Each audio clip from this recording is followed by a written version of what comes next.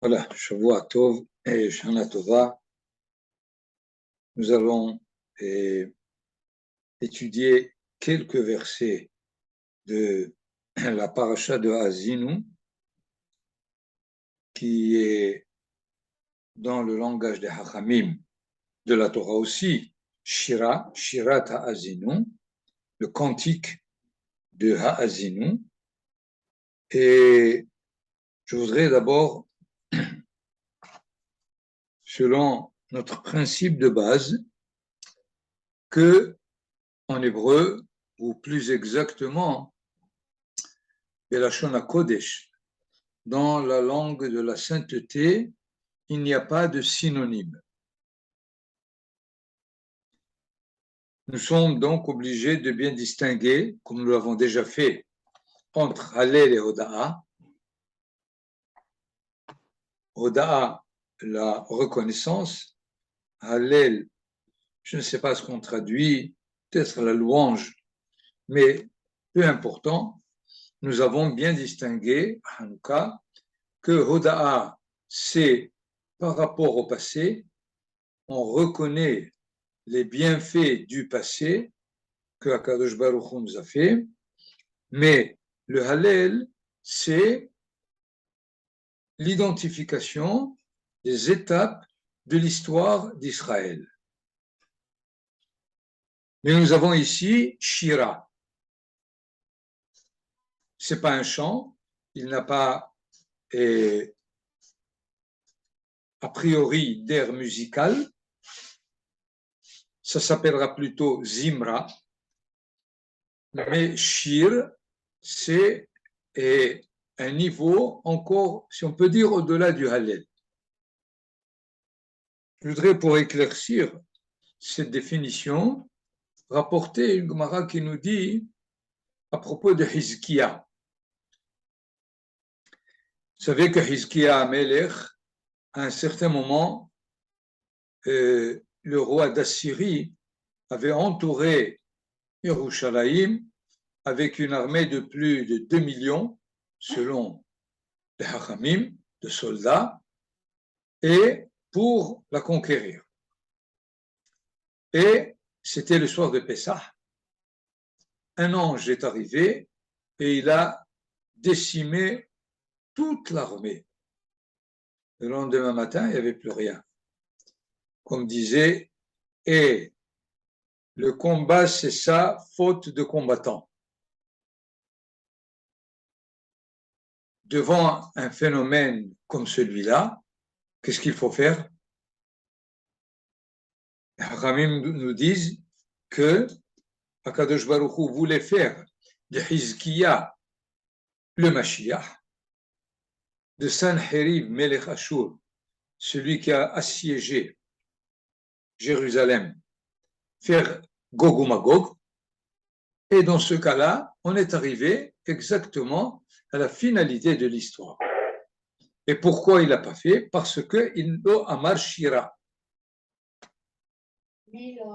Hizkiya lo amar shira. On est un peu étonné. Comment? Devant un événement d'une massivité comme le fait de gagner une guerre sans tirer un coup de feu,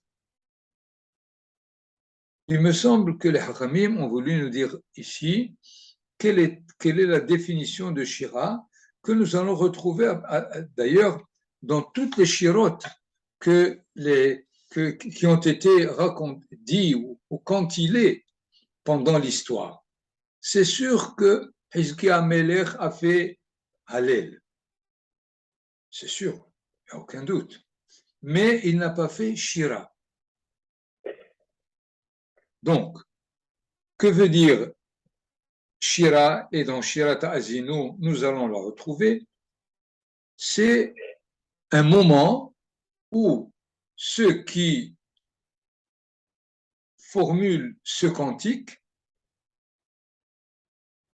décrivent pour eux, dans une intuition, dans une inspiration, l'histoire d'un bout à l'autre. Prenez le cas très simple de Shirat Hayam. אז ישיר משה ובני ישראל את השירה הזאת אדוני, כי גאה סוס ורוכבו רבה בים. Le cheval et celui qui monte le cheval, tous les deux ont été engloutis par la mer. Et ainsi de suite, on décrit l'intention de Paro de vouloir ramener Israël en Égypte, mais ça ne s'arrête pas là, puisque les derniers versets, Adiavor Amecha Adonai, Adiavor Amzu Kanita.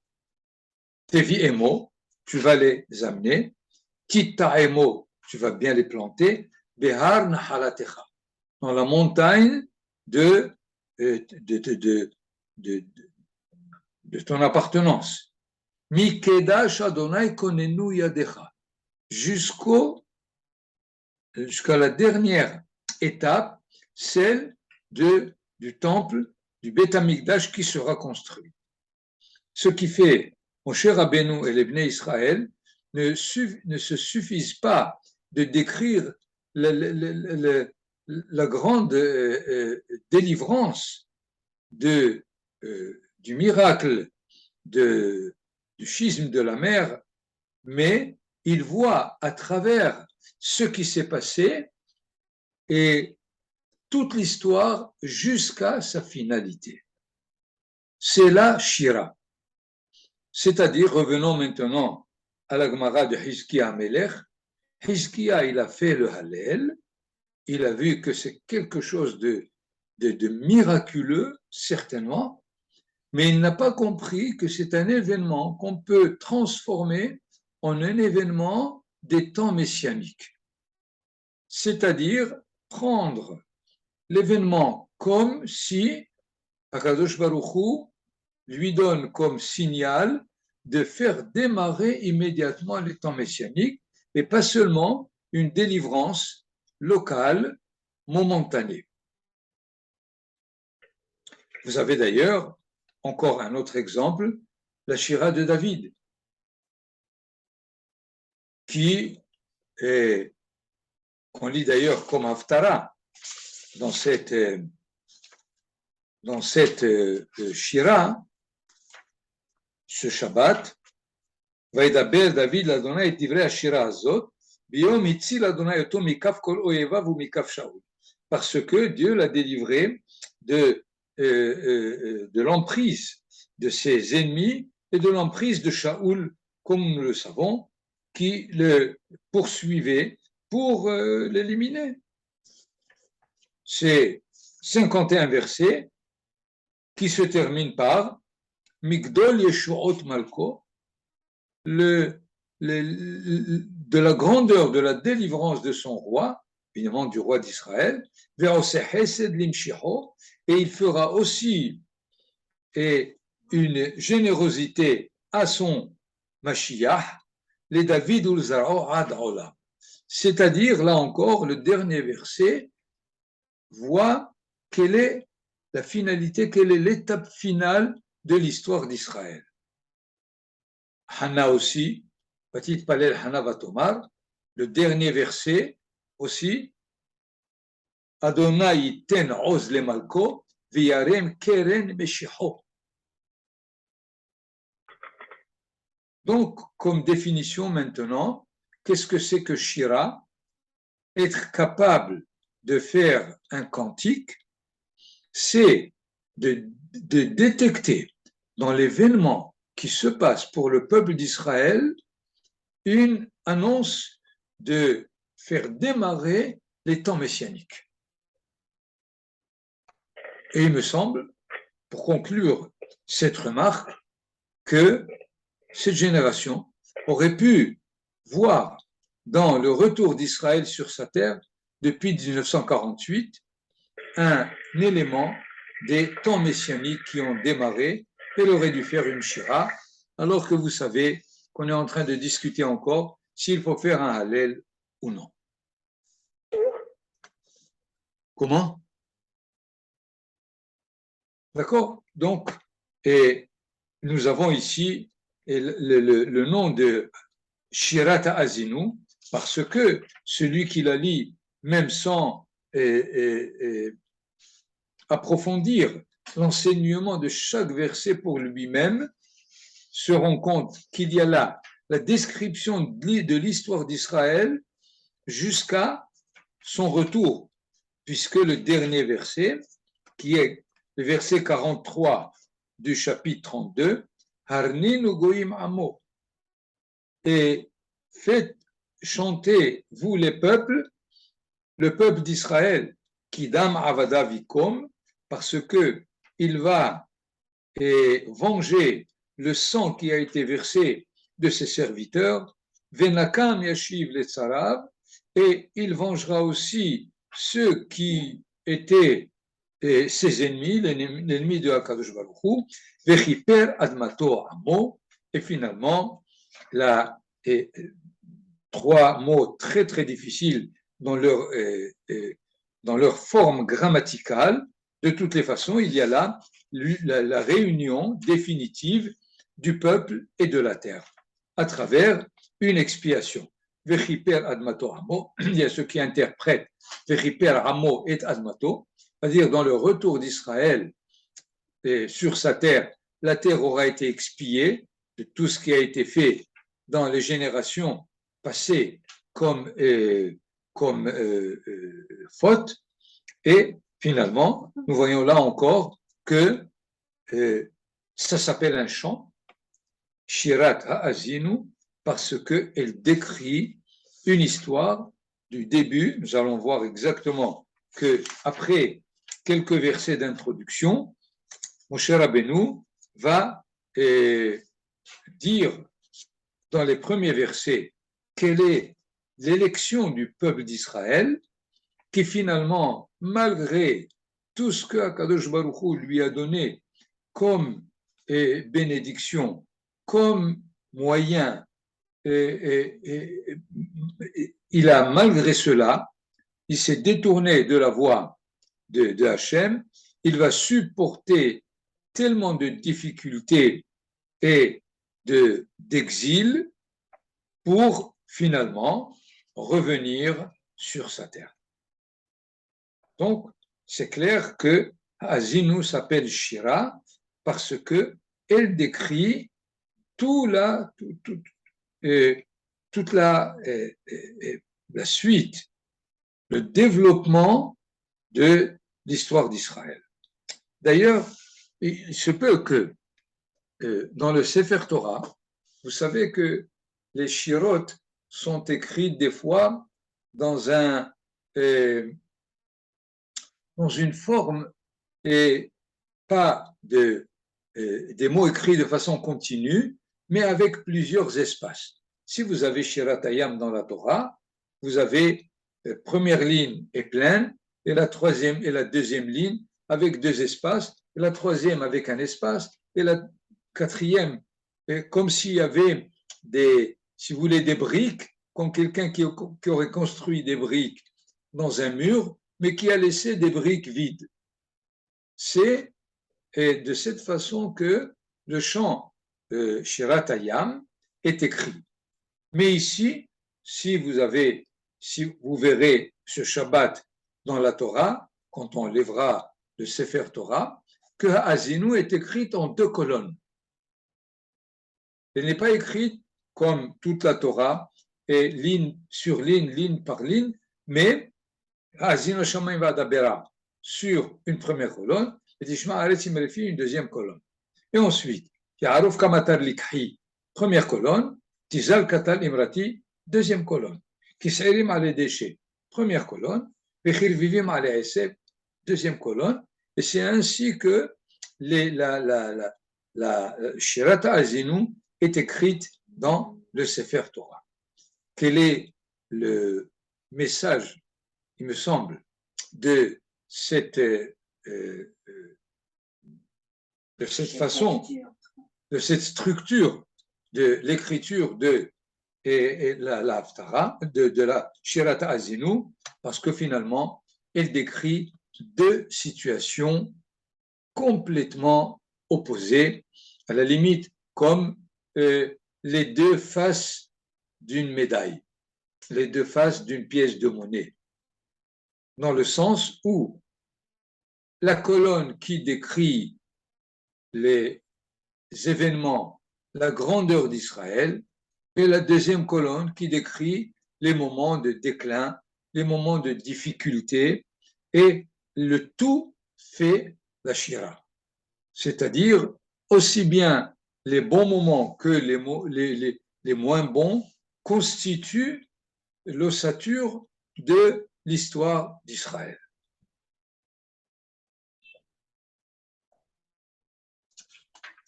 Moshe Rabbeinu, dans le 6e verset du chapitre 32, Hal Adonai tigmeluzot am naval velo hacham. Est-ce que c'est à Hachem que vous rendez ce qu'il vous a fait, vous, am naval velo hacham, un peuple qui est ingrat, si on peut dire, et qui n'est pas sage? Halohu avicha kanecha.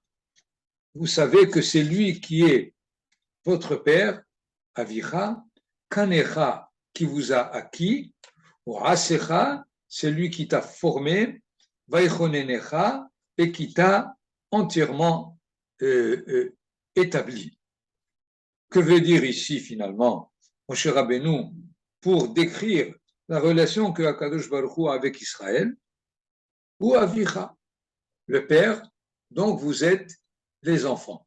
Banim atem Hashem Elohechem. C'est-à-dire, vous êtes les plus proches dans ce qu'on appelle la relation de chacun à son prochain. Il a des frères, il a des amis, il a des grands-pères, mais la relation la plus proche, c'est d'être le fils de son père. Et dans ce cas, Allahu Avicha, déjà.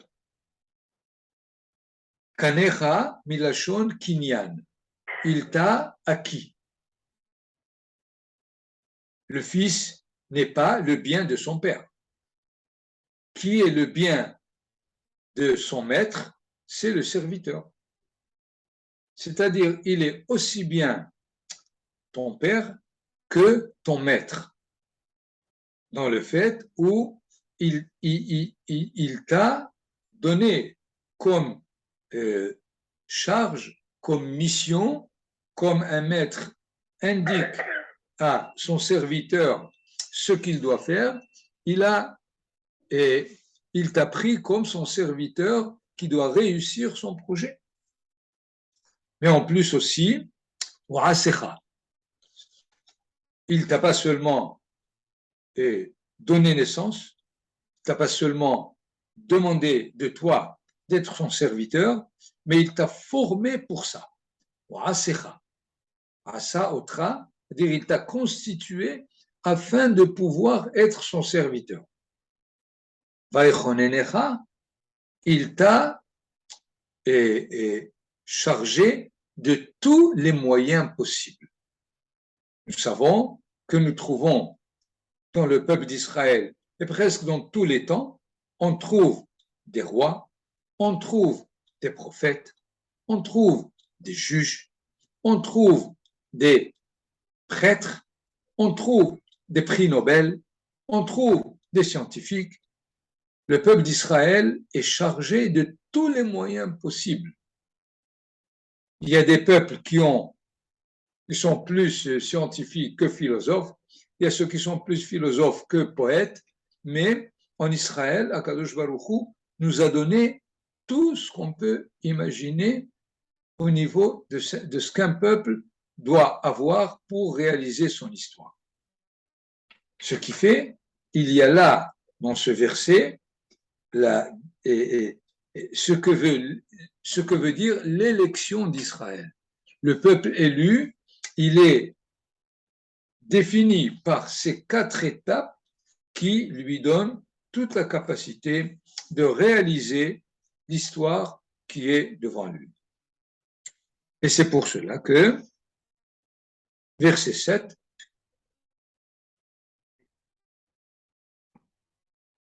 Zechor Yemot Olam. Traduction a priori, souviens-toi des jours du monde, Binu Shenot Dorvador, regardez de près les années de génération en génération, She'al Avicha Ve'agetcha, pose la question à ton père et il te donnera la réponse, Zekenecha, t'es vieux, Viomerulach, et ils te diront ce qui te revient. Quel est finalement, encore dans ce verset, l'enseignement de base? Et il faudrait juste faire une remarque que dans tout ce cantique, la Torah est rapportée dans les 2 premiers versets rapidement. Nous n'allons pas le lire et l'étudier de près. Ya'aruf kamatar likhi, le 2e verset, mon enseignement sera comme la pluie qui tombe, tizal katal imrati, et ma parole, elle sera comme la rosée, kis'irim ale déchets kirvivim ale eseb, tout ceci une comparaison pour nous dire ce que la Torah a comme visage pour nous.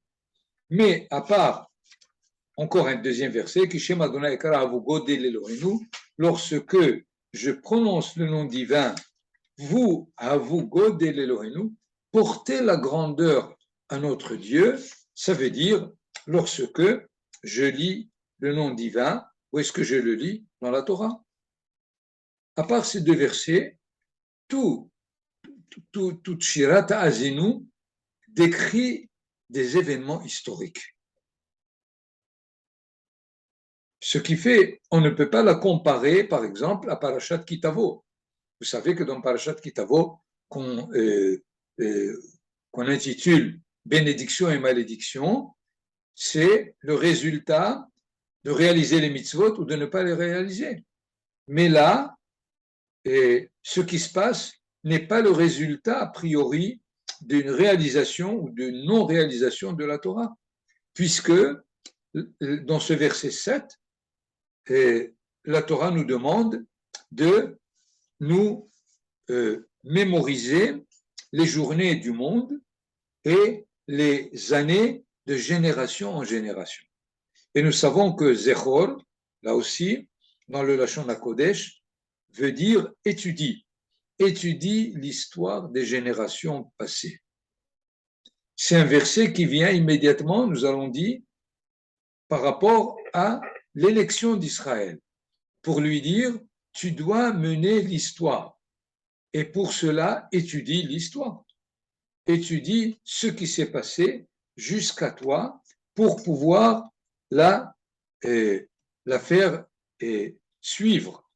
Et prenons Rashi qui rappelle ici le texte talmudique, She'al avicha ve'agetra, vous avez Rashi devant vous, She'al avicha elu hanevi'im, ton père, c'est les prophètes.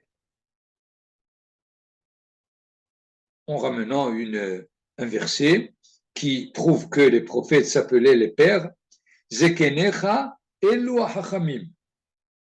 Zekenecha, les zkenim, ce n'est pas les vieux, mais les sages. Veyomerulach, et ils te le diront. Qu'est-ce qu'ils te diront? Nous avons besoin donc des prophètes et des sages, pas pour la Torah, mais pour nous donner le sens de l'histoire. D'accord? Reprenez le verset. Zechori emot olam, vinu shenot dorvador. Rapportez-vous aux années des générations, et à ce propos, She'al avicha ve'agetra. Pose la question au prophète et il te dira quel était le sens de chaque génération, et non pas au niveau événementiel, mais au niveau de la génération de l'histoire qui doit évoluer. Et évidemment, non pas seulement les prophètes, mais aussi les Zekenim, c'est-à-dire les sages qui sont responsables de la loi orale qu'ils doivent transmettre compte tenu de l'histoire qui s'est passée.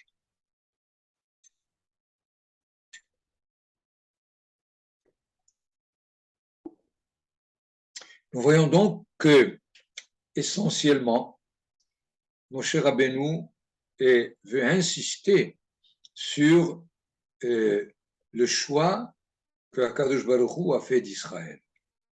Et il me semble, la liturgie, je crois, est pleine beaucoup plus de cet élément que de celui de la réalisation de la Torah. Celui qui a devant lui le Sidour de chaque matin, l'une des bénédictions, c'est Shelo Asani Goy. Lo Shelo Asani Kofer, Lo Shelo Asani Min, Lo Shelo Asani quelque chose qui désigne que je dévie de la Torah, mais il ne m'a pas fait appartenir aux autres peuples, mais au peuple d'Israël. Un peu plus, vous avez dans l'un des psaumes, après le Baruch She'amar, Lo asachen lechol goy ou mishpatim bal yedaum, Alléluia. Tout ce qu'il nous a fait, il ne l'a pas fait pour les autres peuples du tout. La deuxième bénédiction avant le schéma, c'est quoi? Aboher be'amo Israël be'ahava. La troisième bénédiction après le schéma est claire et nette, puisqu'elle est sur Gaal Israël. On ne peut plus insister sur le fait que les Hachamim ont chargé beaucoup plus la tfila de l'élection d'Israël que plus que de réaliser les mitzvot et la Torah. Nous sommes à Rosh Hashanah et Kippour. Vous avez certainement remarqué que la bracha, la troisième, qui est Hamelech HaKadosh, a été énormément élargie, pas seulement Ata Kadosh Shimcha Kadosh Udoshim Becholem et Alléluia, c'est là, mais elle détaille essentiellement la réalité d'Israël sur sa terre, avec son temple, avec ses justes, avec son Mashiach, pour bien comprendre, pour bien insister sur le fait qu'Israël doit être conscient de son élection et de sa mission s'il veut réaliser la Torah. Et ce n'est pas parce qu'il va réaliser la Torah qu'il va être conscient de son élection. La Torah lui dit comment se conduire, son élection lui dit comment conduire l'histoire. Et c'est dans ce sens où cette Shirat Ha'azinu insiste énormément sur la relation que Akadosh Baruch Hu a avec Israël au niveau du choix qu'il a fait d'Israël. Et malgré toutes les péripéties difficiles que Israël va subir le long de son histoire, Akadosh Baruch Hu ne va pas revenir sur sa décision.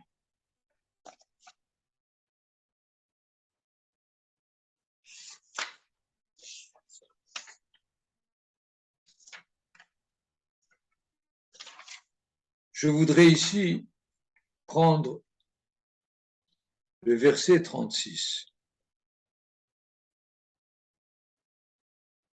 Ki adin Adonai amo ve'al avada vitneha. La traduction, Dieu va juger son peuple et à propos de ses serviteurs, il va regretter. C'est une des traductions qui évidemment ne rend pas du tout le fond du verset lui-même. Pourquoi?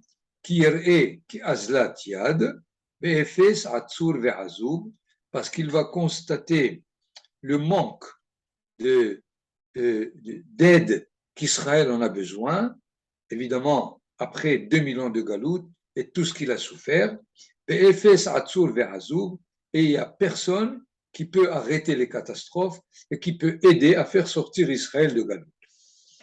Quelle est finalement l'importance de ce verset à l'intérieur de cette Shirat Ha'azim? Et plusieurs commentateurs ne traduisent pas qui a dit Adonai Amo que Dieu va appeler au jugement son peuple. Plusieurs traducteurs ont traduit de cette façon, parce qu'ils ont compris que l'histoire difficile d'Israël était le fait que Hachem mettait en jugement Israël et il ne les a jamais trouvés innocents. Mais il faut maintenant revenir à la forme grammaticale de Kiyadin. Kiyadin, la racine c'est Dun, Dalet Vav Nun. Si vous conjuguez la Dun, Ani Dan, Ata Dan, Hu Dan. Au passé, Danti, Danta, Dan. Au futur, qu'est-ce que je dis? Adun, Tadun, Yadun. Yadun. Je juge quelqu'un. Or, il n'est pas dit ici qui Yadun a donné un mot. Il dit qui Yadin. Qui Yadin, c'est déjà dans le Hif'il. C'est-à-dire, il va faire juger d'autres à propos de son peuple. Ce n'est pas son peuple qu'il va juger. Il va prendre sur lui le jugement qu'on fait à son peuple au niveau des peuples. Il va donc mettre les peuples en jugement. Vous voyez donc comment la forme grammaticale transforme complètement le sens du verset si on ne fait pas attention. Ve'al avada vitneham. Itneham, généralement on parle de consolation. Mais nous savons bien que la racine de Nahem veut dire changer d'avis, penser autrement. Prenons quelques versets pour que ça soit clair. Lorsque Israël a fait le veau d'or, Moshe Rabbeinu s'est mis en position de prière. Et après avoir présenté ses raisons pour ne pas effacer Israël, qu'est-ce qu'il est dit? Va'innahem Adonai al hara'a asher diber la'asot le'amo. Va'innahem. On ne peut pas le traduire par il s'est consolé. De quoi il s'est consolé? Mais il a pensé autrement. Il a changé d'avis. Va'innahem Adonai, il a repris sa pensée de faire du mal à son peuple et il l'a changé. Et nous avons aussi un verset dans le récit de Yitzhak qui voulait bénir Esav. Et finalement, il a béni Yaakov. Et quand Esav est arrivé, il s'est rendu de comment Yaakov l'a roulé. Et Rivka dit à Yaakov, écoute, tu vas immédiatement t'enfuir chez mon père Lavan, qui Esav ahicha mitnahem lecha lehorgecha. Parce que Esav mitnahem. Nous avons ici la racine, nahem. Et on ne peut pas dire qu'il se console de toi. Il n'est pas encore mort. Mitnahem lecha, c'est-à-dire, alors que jusqu'à présent, il voulait encore vivre avec toi, mais maintenant il a changé d'avis, il veut te tuer. Dans ce cas-là, ve'al avada vitneham. À propos de ses serviteurs, il va changer d'avis. Quel est finalement le contenu de ce verset? Nous avons ici évidemment deux éléments. Amo, son peuple, et Avadav, ses serviteurs. C'est-à-dire, Amo, c'est l'entièreté du peuple, le peuple vu comme une unité, et Avadav comme étant des individus tout au long de l'histoire d'Israël. Et le verset nous apprend que, à propos d'Avadav, des serviteurs, des différentes personnes d'Israël, effectivement, il y a eu des fois des raisons de leur faire traverser des difficultés, de l'Inquisition, etc., etc. Parce que ils n'ont pas suivi la Torah, comme généralement on l'entend. Mais finalement, que nous dit le texte? Al-Avada, à propos de ces personnes qui nous semblaient avoir mérité les affres de la galoute parce qu'ils n'ont pas suivi la Torah, il va changer d'avis. Il va montrer que ce n'est pas de façon fondamentale qu'ils transgressaient la Torah, mais parce que les conditions extérieures les ont poussés à transgresser la Torah. Amo, il n'a jamais été coupable. Qui a dit Adonai Amo, c'est-à-dire il va prendre le jugement qu'il va faire au peuple pour son peuple, pour tout ce qu'ils lui ont fait. Mais Al-Avadab, mais même pour ces personnes individuelles qui nous semblaient qu'il leur revenait ce qu'ils ont souffert, Itneham. Il va prouver, changer d'interprétation de ce qui s'est passé dans l'histoire à propos de certains individus, parce qu'il va se dévoiler que c'est finalement par rapport à ce qui était les conditions historiques qu'Israël a trouvées chez les peuples qui lui ont causé le fait de s'éloigner de la Torah. Donc nous voyons ici combien il faut juger, pas seulement le peuple d'Israël entièrement, mais même les individus, les juger du côté du mérite, parce que les conditions extérieures ne leur donnent pas la possibilité de bien réaliser la Torah.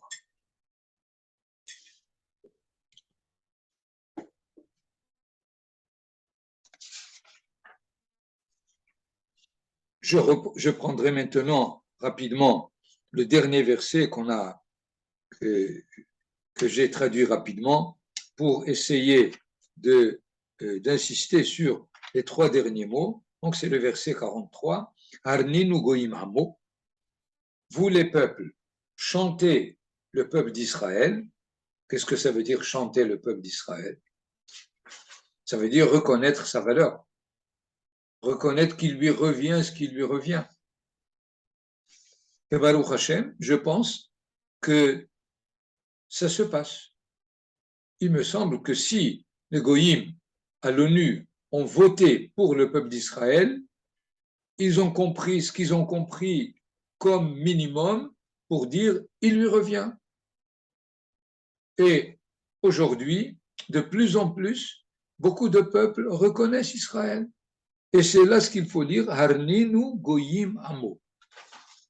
Parce que, en parallèle, Kidam Avada Vikom, les serviteurs dont on a parlé tout à l'heure, il va venger le sang qu'on a répandu de ses serviteurs. Venakam Yashiv les Sarab, et il faut bien savoir que ceux qui étaient contre le peuple d'Israël dans son histoire étaient ennemis de Hakadosh Baruch Hu. Nous le disons le soir de Rosh Hashanah, Sheitamu oivecha vesonecha vechol mevaksher aten.